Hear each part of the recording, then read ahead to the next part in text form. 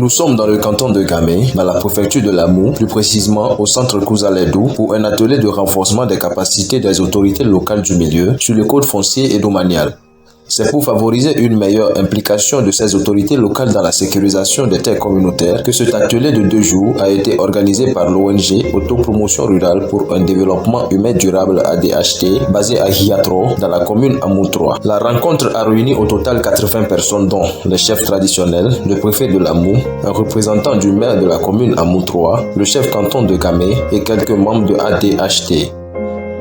Un représentant du partenaire Right Resources Initiative RRI était au Togo pour cet atelier. Monsieur Patrick Kipalou, directeur du programme Afrique du RRI.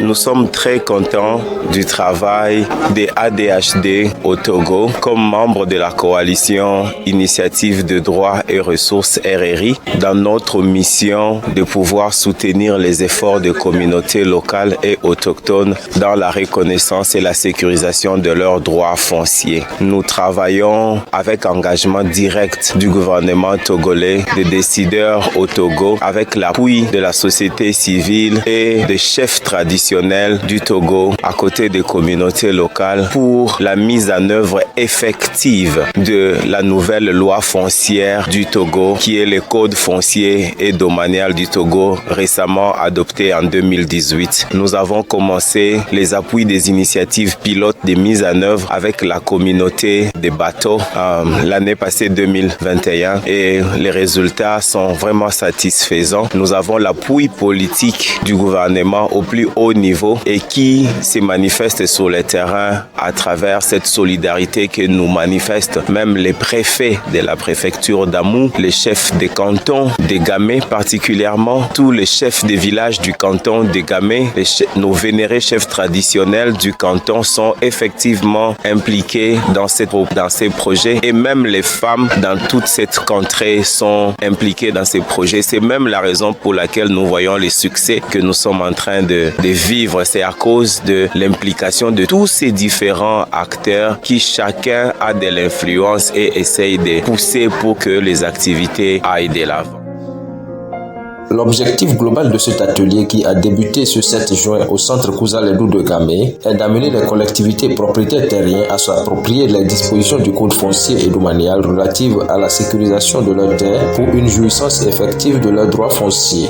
C'est avec un sentiment de satisfaction déjà que nous avons assisté à la cérémonie d'ouverture de cet atelier qui vient à point nommé, comme nous l'avions même souhaité lors de l'évaluation à mi-parcours du projet qui consiste à aider les populations de Bato et de l'autre côté d'Akebou à s'approprier les terres communautaires pour leur propre bien. Effectivement, ce problème n'est pas inconnu de l'État. Ce n'est pas par faute de ne pas essayer. Mais les règles sont là, mais la pratique sur le terrain est haute. Et plusieurs tentatives ont été essayées pour amener les populations belligérantes, antagonistes, à s'entendre sur le minimum pour préserver la paix sociale dans tous les coins. Mais hélas, les problèmes persistent. Et l'ONG ADHD, dans sa démarche d'inclusion pour permettre à la population elle-même de recenser leurs problèmes, de faire un planning d'entente pour gérer ensemble leurs propriétés est bienvenue. C'est pourquoi nous avons souhaité qu'il faut des réunions pareilles au niveau local avec les chefs traditionnels, les CDQ, les leaders d'opinion dans chaque village pour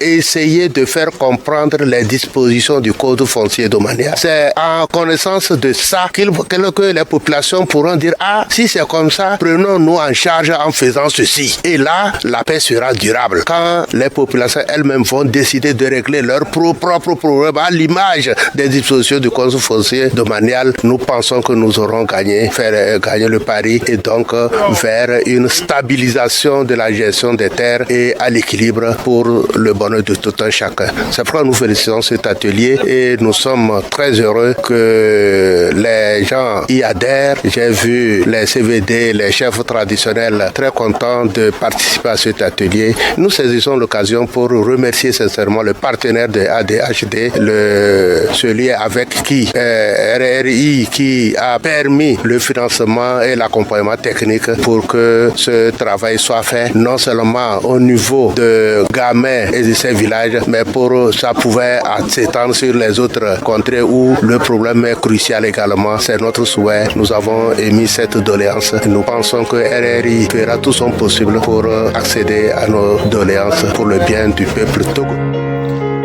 Spécifiquement, il a été question de présenter les grandes innovations du Code foncier et domanial, de discuter du rôle des autorités locales dans la gouvernance foncière selon le Code foncier et domanial et de discuter sur la fiche de collecte de données sur les collectivités détentrices de terres communautaires. Les activités de cet atelier ont été marquées par des travaux en session plénière avec l'usage de la langue locale pour favoriser la compréhension à tous. Je remercie l'ONG ADHD pour ces 2 jours de formation qu'a bénéficié mon canton. Avec les problèmes fonciers dans le canton, je pense que les participants ont appris de cette formation et des changements énormes vont s'opérer. Les hommes qui s'emparent seuls de la gestion des terres de leur collectivité sans le consentement des autres vont revoir ce comportement.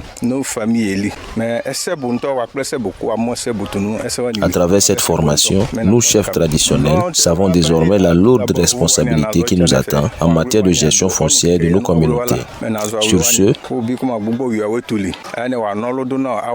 en tant que chef canton, j'invite les chefs de village à agir en bon père de famille, surtout lors des règlements des conflits fonciers, pour la consolidation du vivre ensemble dans nos communautés. Durant les 2 jours, nous avons été formés sur la gestion foncière de nos communautés. Nous avons appris la procédure à suivre pour sécuriser nos droits fonciers coutumiers. Pour ce faire, il faut manifester sa volonté d'immatriculer sa terre à la mairie, rassembler ses limitrophes et régler les conflits s'il y en a, marquer les limites du terrain en mettant les bornes et faire le levé topographique, puis aller à la mairie pour se faire établir le livret foncier. Nous avons appris aussi que la femme, de même que l'homme, a droit à l'héritage foncier. On nous a également appris que nul n'a le droit de déplacer une borne à son bon vouloir. Cet acte est punissable par la loi.